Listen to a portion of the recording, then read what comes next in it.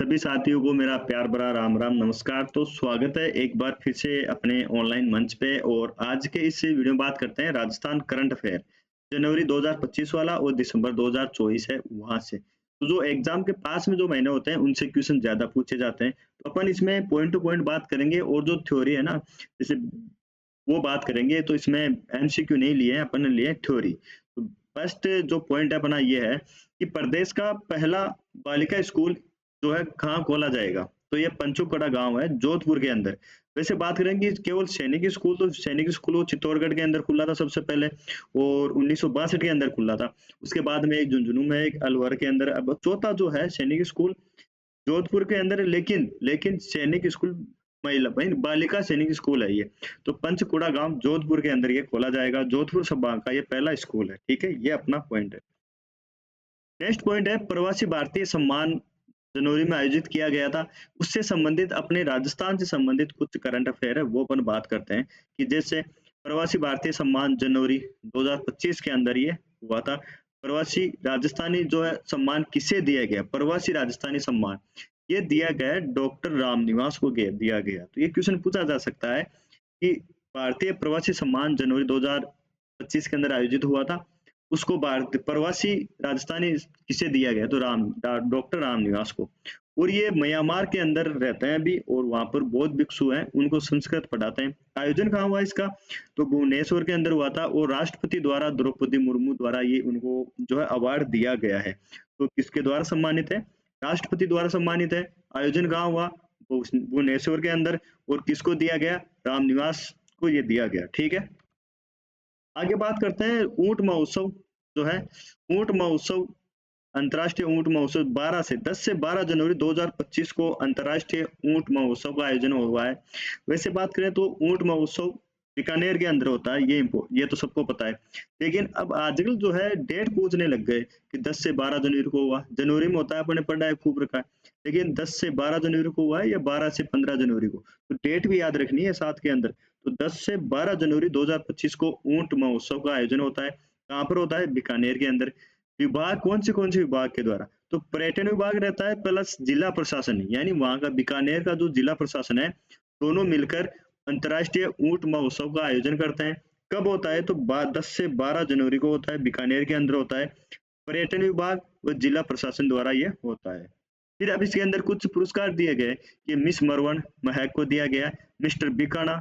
ये क्वेश्चन पूछा गया था अभी किसी पहले एग्जाम में, मतलब 2024 के अंदर जो एग्जाम हुई थी उसके अंदर 2024 का पूछा गया था कि मिस्टर बिकाना किसको दिया गया था। तो मिस्टर बिकाना योगेश को दिया गया है। एक है डोला मरवन, तो डोला मरवन भी पुरस्कार है, वो दिया गया है अपन को सरवण व संजू को। तो तीन चीजें हैं, मिस मरवन महक, मिस्टर बिकाना योगेश, और डोला मरवन सरवण व संजू को। और याद करें कब से कब चला था ये, 10 से 12 जनवरी को बीकानेर के अंदर इसका आयोजन होता है, ठीक है। आगे बात करते हैं कुछ और है कि विधिक सेवा सदन व विधिक सेवा मार्ग का लोकार्पण कहाँ पर किया गया है।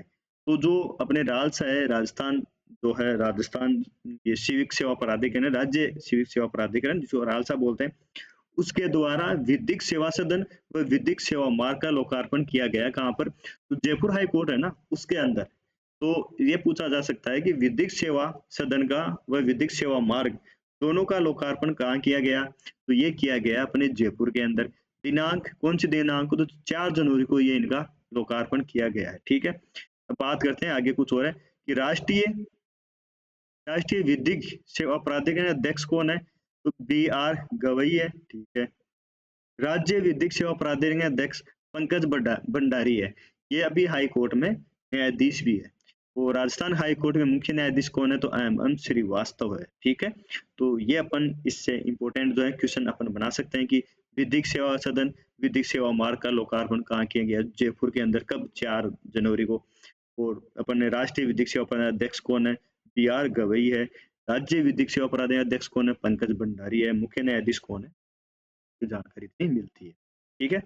आगे बात करते हैं आगे कि देश के पहले अंतर्राष्ट्रीय ड्राइविंग ट्रेनिंग सेंटर के तौर पर मान्यता, मतलब देश के पहले अंतर्राष्ट्रीय ड्राइविंग ट्रेनिंग सेंटर के तौर पर किसको मान्यता दी गई है, वह कहाँ पर स्थित है, तो रीजनल ड्राइविंग ट्रेनिंग सेंटर है ये सिंगावल अजमेर के अंदर है, इसको दी गई है। सर क्या दी गई है? अंतर्राष्ट्रीय ड्राइविंग ट्रेनिंग यानी इंटरनेशनल स्तर पर जो है ड्राइविंग ट्रेनिंग सेंटर है ये। पहले था रीजनल ड्राइविंग ट्रेनिंग सेंटर। जैसे आप ये मान सकते हो कि जैसे वो पहले से संस्था चल रही थी, उसको अब और को अपग्रेड कर दिया। तो रीजनल ड्राइविंग ट्रेनिंग सेंटर है, कहाँ पर है? सिंगावल अजमेर में है। उसको अब अंतर्राष्ट्रीय, देश का पहला है ये इंपॉर्टेंट याद है बात है इसकी, कि देश का पहला अंतर्राष्ट्रीय ड्राइविंग ट्रेनिंग सेंटर के तौर पर regional driving training centre Singawal Ajmer के अंदर स्थापित किया गया है, वो है। ठीक है, आगे बात करते हैं। और कि पंचायती राज संस्थाओं के पुनर्गठन हेतु राज्य सरकार द्वारा गठित उप समिति। तो संयोजक कौन है? तो पंचायती राज संस्था ले लो। अभी अपन आगे बढ़ेंगे, राज्य पुनर्गठन आयोग किया गया था, वो राज्य जिलों के पुनर्गठन के लिए समिति बनाई गई थी। उनके अध्यक्ष कौन है, ऐसे पूछे जा सकते हैं। तो ये है पंचायती राज संस्थाओं। तो उनके पुनर्गठन हेतु राज्य सरकार द्वारा, जैसे कि गहलोत सरकार थी उस टाइम, उसने खूब तो जिले बांटे, खूब पंचायती समिति बांटी, और जिसने जो मांगा उसको दिया वोटों के लिए। अब उसकी समीक्षा हो रही है, उसकी समीक्षा के लिए वापस ये होता भी है, हर सरकार में होता है, 1-1.5 साल तो यही चलता है, जो पहले करके गए थे उसको चेंज करना, ये करना, नाम परिवर्तन, है ना। तो उस उप समिति है, संयोजक कौन है? तो मदन दिलावर है, शिक्षा मंत्री है वो, है ना। आगे बात करते हैं। अभी जो है वर्तमान में बात करें थी पंचायती राज संस्थाएं कितनी है। ये इकोनॉमिक सर्वे 2024 है ना, उसके अनुसार है। तो 33 जिला परिषद है, 365 पंचायत समितियां हैं, 11,208 ग्राम पंचायत है, और 1,07,707 वार्ड है इनके अंदर। तो ये याद रखना है कि ये इकोनॉमिक सर्वे के अनुसार 33 जिला परिषद है, 365 पंचायत समिति है, 11,200 ग्राम पंचायत है, 1,07,707 वार्ड है। ठीक है, नेक्स्ट टॉपिक पे चलते हैं। नेक्स्ट मतलब इस पे, तो इसके अंदर आप देखोगे कि राज्य सोशल मीडिया इन्फ्लुएंसर नव नव प्रसारक नीति। तो सोशल मीडिया पर एक्टिव रहते हैं ना, उनके लिए खुशखबरी है, उनके लिए एक नीति भी जारी की गई। उस नीति को अपन देख लेते हैं कि उस नीति के अंदर क्या क्या प्रावधान किया गया है। तो ये नीति पूछी जा सकती है कि कब जारी की गई थी? तो 5 जनवरी 2025 को। तो ये पूछा जा सकता है, नीति का नाम पूछा जा सकता है कि जो सोशल मीडिया पर एक्टिव है उनके लिए कौन सी नीति जारी की गई है। तो उनके लिए नीति है राज्य सोशल मीडिया इन्फ्लुएंसर नव प्रसारक नीति, उनके लिए। अब इसमें अपन देखेंगे क्या क्या प्रावधान किया गया। पैसे देंगे अब, जो इंस्टा पर, ट्विटर पर, इन पर रील डालते हैं ना, उनके लिए ये सरकार उनको पैसे देगी, 25,000 रुपए। तो बात करते हैं किस किस को देगी, उसके अंदर क्या कार्य करना पड़ेगा, वो तमाम चीजें इसमें अपन बात करते हैं। ठीक है, तो पहले तो नीति के याद रखना है कि कौन सी जो है नीति है, ये जारी कब की गई थी? 5 जनवरी 2025। डेट पूछ लेते हैं, एग्जैक्ट डेट पूछने लग गए। तो राज्य सोशल मीडिया इन्फ्लुएंसर नव प्रसारक नीति को जारी कब किया गया था? 5 जनवरी 2025 को। विभाग कौन सा है इसका? तो विभाग की बात करें, सूचना एवं जन संपर्क विभाग राजस्थान के द्वारा जारी है। अब इसमें 2 श्रेणियां बांटी गई है। कौन सी है? 2 श्रेणियां। 2 श्रेणियां है, ए और बी। ए के अंदर उनको रखा गया है जिनके 1 लाख से अधिक फॉलोअर्स हैं, या फिर 1 लाख से अधिक सब्सक्राइबर हैं। यूट्यूब पर तो सब्सक्राइब होते हैं, और इंस्टा पर ले लो, इन पर फॉलोअर्स होते हैं, ट्विटर पर फॉलोअर्स होते हैं, फेसबुक पर फॉलोअर्स होते हैं, और यूट्यूब पे सब्सक्राइब होते हैं। जिनके भी 1 लाख से अधिक हैं, वो अपना फॉर्म फिल कर सकते हैं। वो पंचायत समिति ऐसे एक-एक लेंगे, जिस जिले में ऐसे अलग-अलग दे रखा उन्होंने, वहाँ से वो फॉर्म फिल करेंगे, उनको बुलाएँगे, उनका वो पूरा डेटा होगा, पूरा चेक करेंगे कितना एक्टिव है, कितना क्या है। फिर उसके अंदर कार्य ये करना पड़ेगा कि सरकार की जो भी योजनाएँ आती है ना, उनको उनका प्रचार करना पड़ेगा। सरकार ने, जैसे मुख्यमंत्री साहब है, उन्होंने कोई ट्वीट किया, उसको रीट्वीट करना होता है। मंत्रियों ने कोई ट्वीट किया, तो सरकार के जितने भी कार्य जो चल रहे हैं ना, उनको मतलब पूरे दिन भर सोशल मीडिया पे एक्टिव रहना पड़ेगा उनको, उनकी योजनाओं को बताना अपने चैनल पर। ये तो एक श्रेणी है 1 लाख से अधिक फॉलोअर्स, और एक है बी श्रेणी 70,000 से अधिक फॉलोअर्स। तो जो 1 लाख से अधिक फॉलोअर्स है ना, उनको तो मिलेंगे 25,000 रुपए, और बी श्रेणी में जो होगा उसको प्रति महीना 15,000 रुपए सरकार देगी, जो इसके इच्छुक है। तो सरकार का कार्य करना पड़ेगा, सरकार अपनी योजनाएं बताएगी इसके अंदर, उनका प्रचार प्रसार करना है। कोई भी मंत्री ले लो, कोई भी वो जो ट्विटर पर ट्वीट करता है, तो रिपोस्ट करना, ये कार्य पूरे दिन भर करेगा। वहां से आप नेट से भी पैसे कमा सकते हो, कंपनी से भी, और सरकार खुद 25,000 रुपए दे रही है। ठीक है, ये है। आगे बात करें अपन कि वर्ष 2025 के अंदर जीएसटी ट्रिब्यूनल बेंच, तो इसमें बात करते हैं कि वर्ष 2025 में जीएसटी ट्रिब्यूनल बेंच खोलने जा रही है। मतलब जीएसटी से संबंधित जो भी है ना, उसकी संबंधित बेंच खोली जाएगी राजस्थान के अंदर, जयपुर और जोधपुर के अंदर। तो दो शहर चुने गए हैं जो दिल्ली के अंदर जीएसटी समिति जो है उसके द्वारा जीएसटी ट्रिब्यूनल बेंच है ना, जयपुर और जोधपुर के अंदर। ठीक है, आगे बात करें, ये सेकंड पॉइंट है, स्वदेशी मिसाइल तीसरी पीढ़ी की है नाग, स्वदेशी मिसाइल नाग जो तीसरी जनरेशन है, इसका सफल परीक्षण कहाँ किया गया है? तो ये किया गया था Pokhran field firing range Jaisalmer के अंदर है। 14 जनवरी 2025 को इसका किया गया है। नाग Pokhran field firing range Jodhpur के अंदर ये जैसलमेर अंदर इसका आयोजन किया गया। आगे बात करें कि हिंदुस्तान जिंक लिमिटेड जो है उदयपुर के अंदर स्थित है। अब इसको क्या है कि इसको दूसरी बार विश्व की पहली सस्टेनेबल मेटल और माइनिंग कंपनी का दर्जा दिया गया है, हिंदुस्तान जिंक लिमिटेड को। तो विश्व के अंदर ऐसी पहली है जो सस्टेनेबल मेटल और माइनिंग कंपनी का इसको दर्जा दिया गया है। तो किसको दिया गया है बताओ देखिए, तो हिंदुस्तान जिंक लिमिटेड उदयपुर को दिया गया है। ठीक है, आगे बात करें, गणतंत्र दिवस 2025 का राज्य स्तरीय समारोह का आयोजन कहाँ किया गया, कभी हुआ था? तो वो हुआ था 76वें नंबर का था एक तो, और स्थल कौन सा था? जो उदयपुर के अंदर हुआ है। हर बार अलग अलग ये राज्य सरकार डिसाइड करती है कि इसका आयोजन कहाँ पर होगा। जैसे कोटा, कोई भी शहर ले लेते हैं, ये फिक्स नहीं है जयपुर के अंदर ही हो। और इसके अंदर जो है ध्वजारोहण जो है वो राज्यपाल के द्वारा किया जाता है, और 15 अगस्त को मुख्यमंत्री के द्वारा। और अपने सेंटर में बात करेंगे जो दिल्ली के अंदर, तो राष्ट्रपति होता है वो होता है गणतंत्र दिवस को, और स्वतंत्रता दिवस तो मुख्यमंत्री जो भारत के राष्ट्र प्रधानमंत्री है वो भाषण देते हैं, झंडे को झंडारोहण करते हैं। ठीक है, ये है। अब बात करते हैं महिला पुलिस बटालियन। तो 2216 पदों की मंजूरी दी गई है, तो 2216 पद रहेंगे। अब बात करते हैं कि पुलिस बटालियन कहाँ कहाँ है। ये 300 जो 2216 पद है कौन सी बनाई गई है? नहीं, और तो 3 बनाई गई है, तीनों के अंदर है सीकर, अलवर, बाड़मेर। तो तीनों के नाम नाम भी पता होना चाहिए अपन को कि नाम कौन से। सीकर के अंदर कौन सी बटालियन है? महिला बटालियन पद्मिनी। अलवर के अंदर कालीबाई, और बाड़मेर में अमरता देवी। ठीक है, तो ये 3 बटालियन और खोली गई है, उसके अंदर 2216 पद है महिलाओं के लिए, और वर्तमान में 4 हो गई है। तो प्रथम कौन सी थी बटालियन? महिलाओं से संबंधित है, वैसे तो बटालियन और है जैसे बील कोर बटालियन और ऐसे और है, लेकिन महिलाओं की ये 4 हो गई है। तो प्रथम महिला बटालियन कौन सी थी? हाड़ी रानी थी। ठीक है, तो इसमें बटालियन से संबंधित क्वेश्चन पूछा जा सकता है कि सीकर के अंदर कौन सी खोली गई है, अलवर के अंदर कौन सी थी, बाड़मेर में कौन सी थी, इस प्रकार से। ठीक है, ये अपन को इसमें जानकारी मिलती है। अब बात करते हैं प्रदेश की पहली सोलर लिफ्ट सिंचाई परियोजना। सबसे इंपॉर्टेंट क्वेश्चन है कि प्रदेश की पहली सोलर लिफ्ट सिंचाई परियोजना किस नदी पर स्थापित या शुरू की गई है? तो मेज नदी है बूंदी के अंदर। वहां पर क्या किया गया है, अपन जैसे पढ़ते हैं कि जो अपने जालोर के अंदर है, बाड़मेर में पहली सिंचाई परियोजना फुहारा, वो जो फुहारा सिस्टम लगाया गया है, तो वह है अपने सरदार सरोवर है ना, जालोर के अंदर। और ऐसे ही प्रदेश की पहली सोलर लिफ्ट सिंचाई परियोजना मेज नदी बूंदी के अंदर स्टार्ट की गई है। इसमें क्या क्या सिस्टम किया गया है? सोलर सिस्टम द्वारा से पानी मिलेगा किसानों को, साथ में बिजली भी उत्पादन होगी। तो सोलर सिस्टम लगा रखा है, पानी भी मिलेगा और बिजली भी उत्पादन होगी।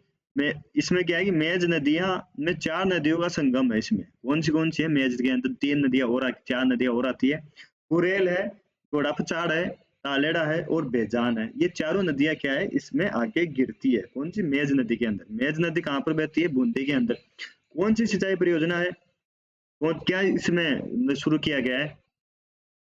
ये है पहली सोलर लिफ्ट सिंचाई परियोजना मेज नदी बूंदी के अंदर। ठीक है, आगे बात करते हैं। नेक्स्ट आगे है कि हमीरगढ़ फ्लाइंग स्कूल खोलने की मंजूरी दी गई है। तो हमीरगढ़ फ्लाइंग स्कूल कहाँ पर खोलने की मंजूरी दी गई है? तो भीलवाड़ा के अंदर दी गई। कहाँ पर दी गई? भीलवाड़ा के अंदर। ठीक है, और इससे पूर्व किशनगढ़ के अंदर भी अगस्त 2024 के अंदर इसका लोकार्पण किया गया है फ्लाइंग स्कूल का। तो हमीरगढ़ कहाँ पर है? भीलवाड़ा के अंदर है। तो अमीरगढ़ में फ्लाइंग स्कूल खोलने की मंजूरी दी जा चुकी है। इससे पहले अगस्त 2024 के अंदर किशनगढ़ के अंदर भी फ्लाइंग स्कूल का लोकार्पण किया जा चुका है। आगे बात करते हैं 16 जनवरी 2025 को राजस्थान स्टेट इलेक्शन आइकन घोषित किया गया है। किसको किया गया है? नीरज चौधरी है, पर्वतारोही है। इसके द्वारा नवीन महाजन जो है मुख्य निर्वाचन अधिकारी है, उनके द्वारा राजस्थान स्टेट इलेक्शन आइकन घोषित किया गया था नीरज चौधरी को। ठीक है, मुख्य निर्वाचन अधिकारी कौन है? तो ये है। शहरी निकायों की सीमा वार्ड संख्या निर्धारण के लिए गठित कमेटी। तो अपन ने पढ़ा था कि पंचायत समितियों की उप समिति का संयोजक कौन था? मदन सिंह दिलावर पढ़ा था। अब है शहरी निकायों की सीमा। जो शहरी निकाय, नगर पालिका है, नगर निगम है, उनकी जो है वार्ड संख्या निर्धारण के लिए गठित कमेटी का अध्यक्ष कौन है? तो जाबर सिंह खर्रा है। ये कौन है? जाबर सिंह खर्रा। पंचायती को संबंधित कौन था? तो पंचायतों से संबंधित मदन सिंह दिलावर राजस्थान के शिक्षा मंत्री वो थे। आगे है, एक अभियान चलाया गया है कर्म भूमि से मातृभूमि अभियान। ये इंपॉर्टेंट है साहब। ये कर्म भूमि से मातृभूमि अभियान किससे संबंधित है? ये इंपॉर्टेंट है साहब। अभी अपन इसका अंदाज भी लगाए तो भी नहीं पूछ सकते है ना। तो इसका उद्देश्य है भूजल, ये भूजल नहीं, भूजल स्तर की गिरावट रोकने के लिए। तो शुरुआत करते हैं वापस की कर्म भूमि से मातृभूमि अभियान। शुरुआत कब हुई थी? 15 जनवरी 2025 से होती है। स्थान सांगानेर जयपुर से। उद्देश्य क्या है इसका? उद्देश्य है भूजल, ये भूजल है, ये भूजल स्तर की गिरावट रोकने के लिए कौन सा अभियान चलाया गया है? कर्म भूमि से मातृभूमि अभियान। क्यों चलाया गया है? भूजल स्तर को गिरावट रोकने के लिए। शुरुआत जिले 5 है। कौन से? सिरोही, पाली, जोधपुर, झुंझुनू, जयपुर। 5 जिलों के अंदर चलाया गया है कर्म भूमि से मातृभूमि अभियान। कौन से 5 जिले बताओ? देखिए, सिरोही है, पाली है, झुंझुनू है, जोधपुर है और जयपुर है। ठीक है, कर्म भूमि से मातृभूमि अभियान चलाया गया। नेक्स्ट स्लाइड पर चले अपन। तो यह 10वीं national aero skate ball championship 2025 का आयोजन कहाँ पर किया गया? तो ये शिरडी है, ये शिरडी महाराष्ट्र के अंदर। तो इसके अंदर राजस्थान का भी प्रदर्शन बढ़िया था, इसलिए इम्पोर्टेंट है ये। तो 10वें नंबर की है, नेशनल एरो स्केट बॉल है। कहाँ पर आयोजन हुआ था बताओ? देखिए, शिरडी के अंदर, महाराष्ट्र के अंदर हुआ था। और अब बात करते हैं कि राजस्थान 7 स्वर्ण पदक जीते, 4 रजत और 2 कांस्य पदक जीते। राजस्थान की जो जूनियर टीम है ना, जूनियर वालों ने कमाल किया है, स्वर्ण पदक जीता है। और सीनियर जो टीम थी एरो स्केट बॉल, उसके अंदर रजत पदक जीता है ना। ऐसे छोटे छोटे क्वेश्चन आजकल पूछने लग गए, तो इस वजह से जो है ये इंपॉर्टेंट हो जाते हैं अपने लिए। तो बताओ देखे दोबारा, एरो स्केट बॉल चैंपियनशिप का आयोजन कहाँ हुआ? शिरडी महाराष्ट्र के अंदर। राजस्थान में 7 पदक, 4 रजत और नहीं 7 स्वर्ण, 4 रजत, 2 कांस्य पदक जीते। राजस्थान जूनियर टीम ने स्वर्ण पदक जीता इसमें, और सीनियर टीम ने रजत पदक जीता इसके अंदर। ठीक है, आगे बात करते हैं अपन। अब दिसंबर का है, ये दिसंबर के अंदर जो पुनर्गठन हुआ था जिलों का, उससे संबंधित है। तो जिलों का पुनर्गठन के बाद में कितने जिले बचे हैं राजस्थान में? 41। और संभाग कितने? 3। आगे बात करते हैं। 4 अगस्त 2023 को संभाग बनाए गए थे, 3 और ऐड किए गए थे और 50 जिले हो गए थे। तो ये अधिसूचना पूछी जा सकती है, कब जारी हुई थी? 4 अगस्त 2023 को। कितने संभाग कौन से बनाए गए थे? बांसवाड़ा, पाली और सीकर। और जिले कौन से? 50 हो गए थे सब 33 से। अब इसमें बात करते हैं कि पुनर्गठन हेतु समिति के अध्यक्ष ललित पवार थे, पुनर्गठन हेतु। और वैसे कौन थे? राम लुबाया थे वैसे, है ना। रिपोर्ट की समीक्षा हेतु बनाई की, जो रिपोर्ट सौंपी थी ना, उसकी समीक्षा भी की गई है। किसकी अध्यक्षता में? मदन दिलावर की अध्यक्षता में। आगे बात करते हैं इसमें, थोड़ा मैं जूम लेवल कम कर लेता हूँ इसको। ललित पवार समिति जो है, इसने क्या किया है कि 30 अगस्त 2024 को अपनी रिपोर्ट सौंप दी थी। फिर 28 दिसंबर 2024 को 9 जिलों 3 संभागों को खत्म करने का फैसला किया गया। 9 जिले जिनसे दर्जा लिया गया वापस। ऐसे कौन से जिले हैं जिनसे दर्जा लिया गया? तो ये देख लेते हैं अपन। अनूपगढ़ है, जोधपुर ग्रामीण है, सांचौर है, शाहपुरा भीलवाड़ा वाला है ये, नीमका थाना, जयपुर ग्रामीण, दूदू, गंगापुर सिटी और केकड़ी। ये ऐसे 9 जिले हैं जिनसे दर्जा वापस ले लिया गया है। ठीक है, संभाग कौन से थे? तो बांसवाड़ा, पाली, सीकर, ये 3 बनाए गए थे, 3 वापस समाप्त कर दिए। अब नए जिले कौन से वो पूछे जा सकते हैं। ब्यावर है, डीडवाना, कुचामन है, डिग है, कोटपुतली, बहरोड है, खेड़तल तिजारा है, बालोतरा बाड़मेर वाला है, लोधी जोधपुर वाला है और सलम्बर उदयपुर वाला है। तो ऐसे 8 जिले और रह गए, 9 तो समाप्त कर दिए, 8 जिले रखे गए हैं, ठीक है। ये इससे अपन को जानकारी मिलती है।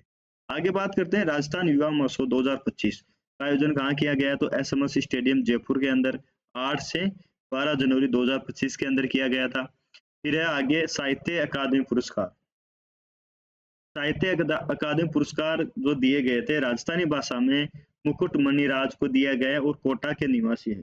इसको दिया गया है साहित्य अकादमी पुरस्कार राजस्थानी भाषा के अंदर मुकुट मणिराज हैं, कोटा के रहने वाले हैं। इनकी कविता कौन सी थी, गांव अर अम्मा। कविता कौन सी थी ये पूछा जा सकता है, इसे पूछ लेते हैं कि किस कविता के लिए, किस कविता संग्रह के लिए दिया गया, तो गांव अर अम्मा। फिर बात करें हिंदी की, बात कर लेते हैं हिंदी के अंदर साहित्य सम्मान किसको दिया गया, तो गगन गिल। कौन है, गगन गिल को। और उधर कौन था साहित्य सम्मान, उसमें उसके अंदर था अपने मुकुट मणिराज और ये गगन गिल। कविता संग्रह कौन सी थी, मैं जब तक आई बाहर, यानी कोई था जब तक वो बाहर आई तो वो चला गया था, ऐसे, ठीक है। तो आगे बात करते हैं अपन, देश का दूसरा सबसे बड़ा टेलीस्कोप बर्मा स्थापित होगा। तो देश का दूसरा सबसे बड़ा टेलीस्कोप कहाँ पर स्थापित होगा, तो ये माउंट आबू के अंदर होगा और इसकी ऊंचाई कितनी है, 1680 मीटर पर होगा ये। तो दूसरा सबसे बड़ा टेलीस्कोप है जिसका नाम क्या है, बर्मा है, ठीक है। 67वीं नेशनल शूटिंग चैंपियनशिप 2024 का आयोजन कहाँ हुआ, पहले तो दिल्ली के अंदर। राजस्थान ने कितने पदक जीते इसने, तो इसने जीते हैं 11, 5 स्वर्ण है, 3 रजत है, 3 कांस्य हैं। टोटल मिला के कितने हो जाते हैं, 16, ये 11 हो जाते हैं, ठीक है। आगे बात करते हैं के बिरला फाउंडेशन के द्वारा व्यास सम्मान दिया गया है किसको, सूर्य बाला को। उपन्यास कौन सा है, कौन देश को वासी, यानी और वेणु की डायरी, ये उपन्यास है उनका, कौन देश को वासी वेणु की डायरी। के बिरला फाउंडेशन द्वारा दिया गया और व्यास सम्मान है। पुरस्कार राशि कितनी है, तो 4 लाख रुपए इसमें दिए जाते हैं, प्रशस्ति पत्र दिया जाता है और एक स्मृति चिन्ह भी होता है इसके अंदर, ठीक है। इस प्रकार से आगे बात करें अपन, तो ये अपना था दिसंबर से और जनवरी का करंट अफेयर राजस्थान का, ठीक है। तो आज के वीडियो में इतना ही, मिलते हैं नए वीडियो में, जब तक जय हिंद जय भारत।